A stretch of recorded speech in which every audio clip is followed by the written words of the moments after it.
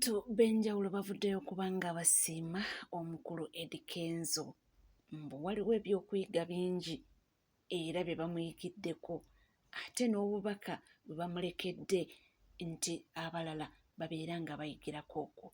Bawaanye Rema ne Dr. Hamza bingi nnyo by'ogenda okuba ng'owulira ate munnange omukulu His Excellency Robert Kyagulanyi Ssentamu mulowooza tebiwanvuye ne Mathias Mpuuga oluvannyuma lwa Mathias Mpuuga okuba nga amuyita omuyaga avuddeyo n'amwanukula. Bino biwanvu omwana yagamba mbu naye babiwulira. Mbaniriza mikwano gyange abali ku NCKCV mwebale kubanga muli naffe, mwebale kutambula naffe. Gigenda gitya, gitambula gitya? Nze nno omanyi nti buli kimu kitambula bulungi ate nga nammwe bwe mutyo muli bulungi. Lunaku lwa 6 ennaku z'omwezi ziri 6 mwezi gwa 7 mwaka 2024. Tuula kkalira ddondokuwe naye nga tonatuula soko subscribing obanga obadde tonaba, ringinga that notification bell, sharinga, likinga saako n'okubanga oleka comment yo. Muganda wange bingi nga wenkugambye bye tuyina. Oluvannyuma lwa Eddie Kenzo kukyala mu maka ga Bannyamutooro nkugambye obubaka bungi nnyo bweyongedde okuba nga bujja. Omukyala amanyiddwa nga Anti Kaduuka asoose kusabula Eddie Kenzo n'amusabula left right, naye nalina obubaka era obubaka buno bulimu bombi bwa Eddie Kenzo, Rema ne Nyamutooro. Ye lwaki mwogerera nga waali abasibiridde entanda n'abavubuka abali eyo abato abakyanoonya n'abo abali mu bufumbo n'abo abali mu relationship? Agambye buno obubaka bwammwe bubuno wuliriza bulungi. Nkedde olwaleero ku makya gano nga njagala kwebaza omwami Kenzo oba gwe tuyita omwami Musuuza. Njagala ka video kano tukakwata empola. Omanyi abasinga ku mumanyi kubuukira bubuukizi. Kati kakkano wulirize bye ngenda okugamba Musuuza. Neeyanza nnyo Musuuza oba tukweyanza. Weebale kuyiga nti omukazi bw'akuwa omukwano bamuwa mukwano. Weebale kuyiga nti okwagala omuntu oba tomuyamba okikolera ggwe kubanga ku nsi kuno bakungulako kwagala. Rema yayimbanga ng'ayimbira omwami oyo ng'omwami oyo yeebadala, naye essaawa zino buli bw'afuna chance egendako mu kivvulu kye oba awantu wonna okuyimba n'agenda ne Nyamutooro ku muzindaala amwogerako asobole okubalaga nti alina gwali naye nga Rema bwe yakikolanga. Muleke mbabuulire abasajja, buli bw'olaba omukazi akwezinzeeko nnyo gw'olowooza muli mu mutima gwo nti kirabika kati ngenda kumuyamba buyambi omwagala, tolina gw'oba oyamba. Buli muntu yenna alina omukwano ogwa ddala. Actually omuntu ayagala ebyaddala asacrificinga. Tolowooza nti gwe musajja wekka abeera mu inbox nti gwe gwayogerako wekka oba gwayogera naye.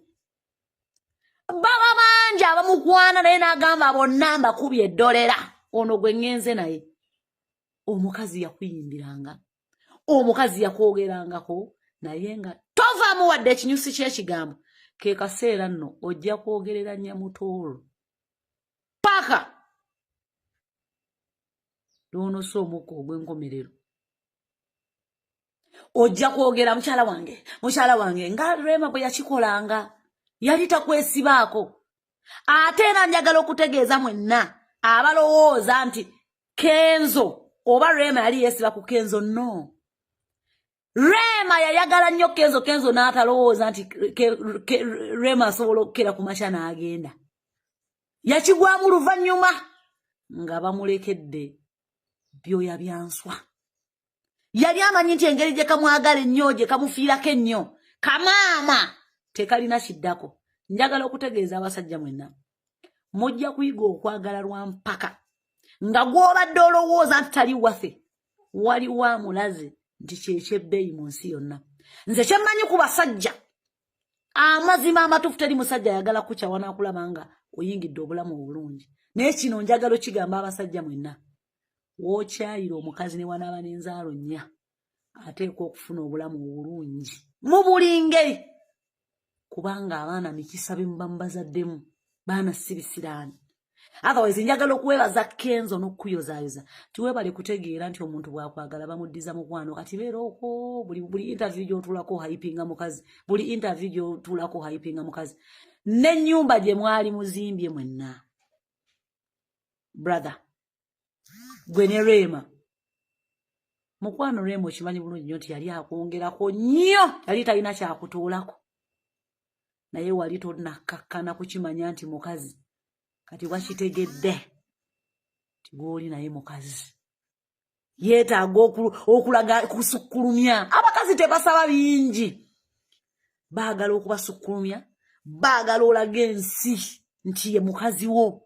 Bw'oba tojja kusobola kikola mwenna abasajja abali eyo, wibamushi award to always is enough. Receive sense in Jesus' name. Akaboobo obw'omukyala anti kaduuka nonno ensonga y'emegumba.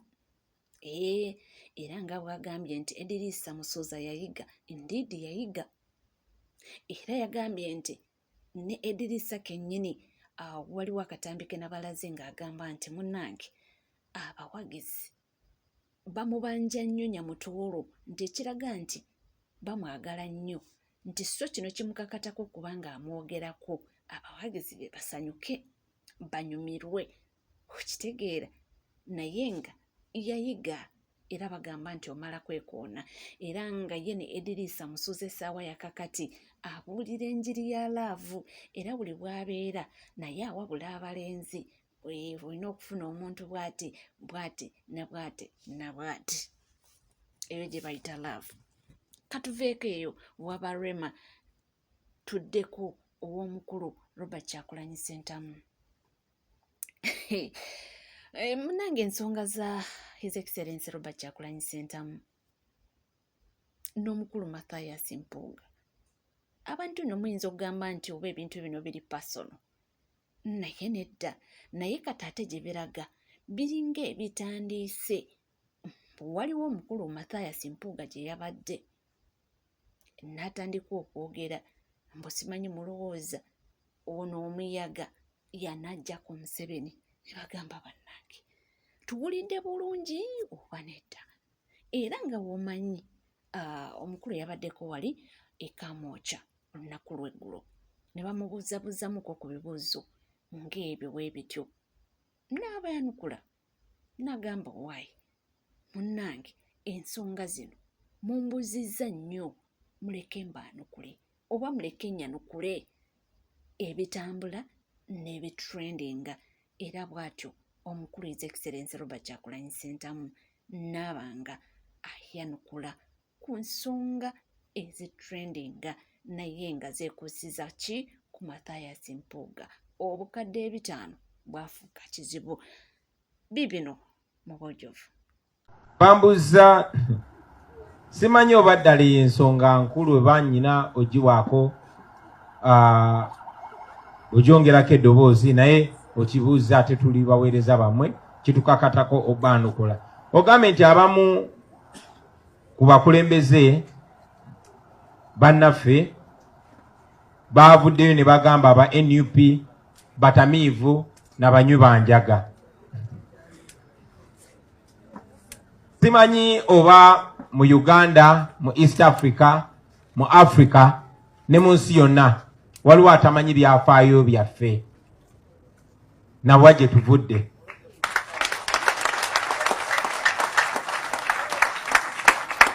Era simanyi oba waliwo abadde tatugoberera, naye nammwe nsaba mwebuuzeemu nti gurupu y'abantu abakulemberwa Kyagulanyi b'omanyi obulungi nojja n'obeegattako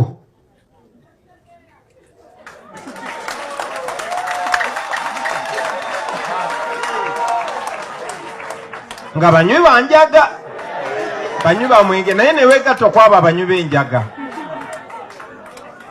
ne bakulonda obeere deputy president obeere ng'oli mumyuka w'oyo omunyuwa ki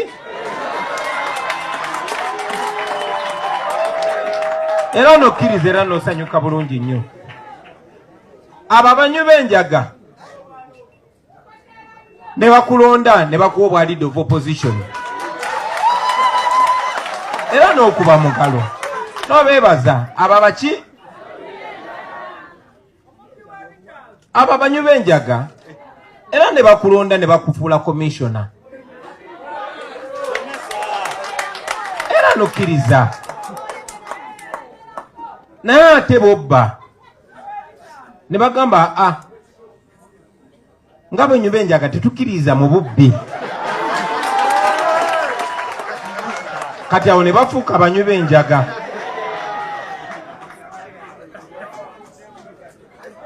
nandibagambye musomese abaana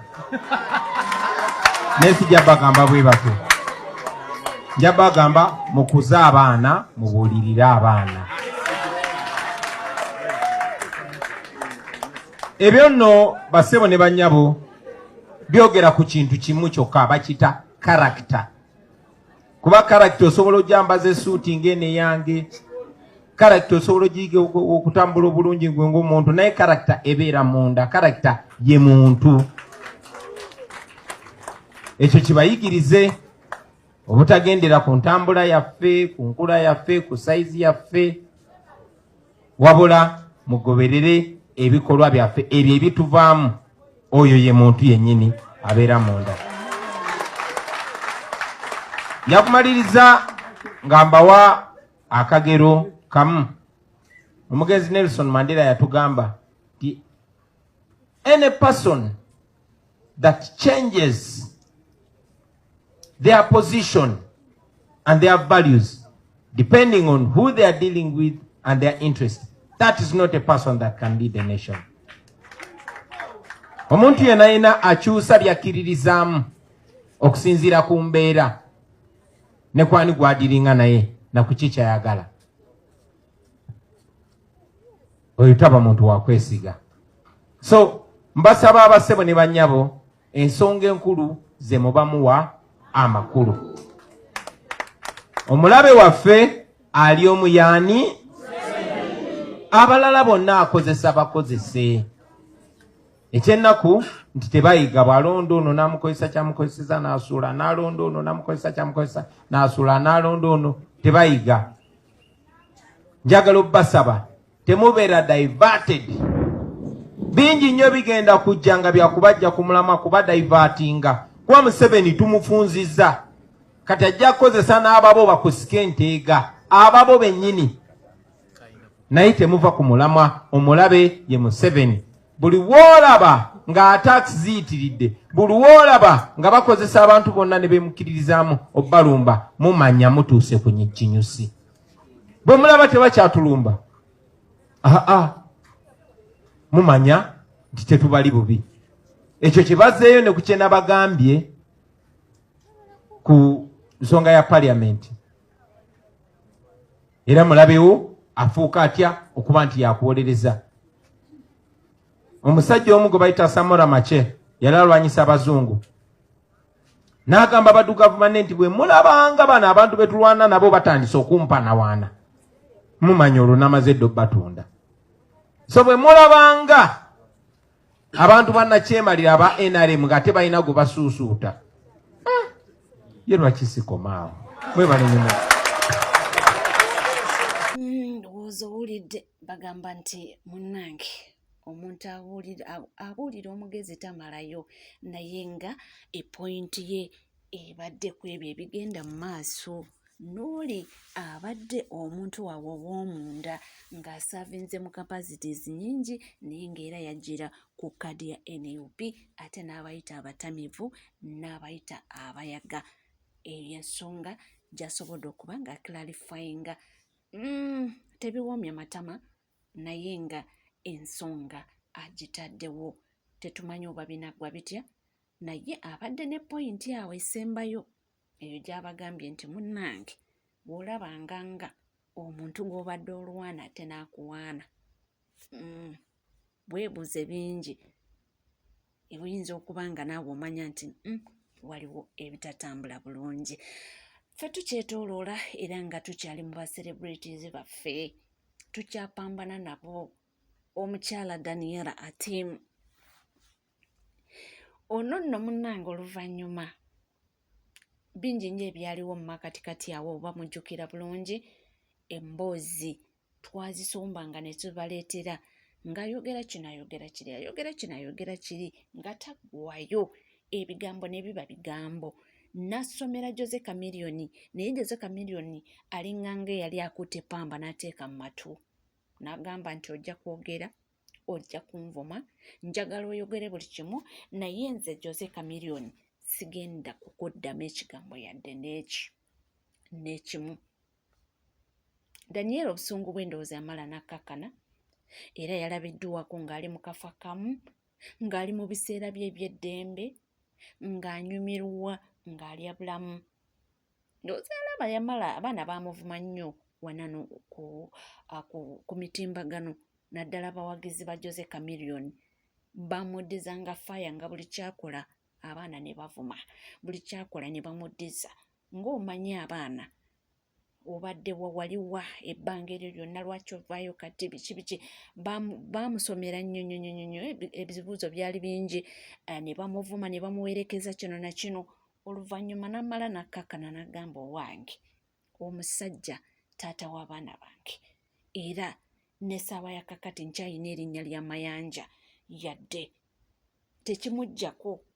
Ebyo byonna byalumiriza Mama Proscovia Mayanja yagamba nti si waakuzikiza bakamwana abalala bonna nti abali mu mbeera ng'eno ayagala just kubanga abaggula amaaso bategeere nti byayogerako bituufu.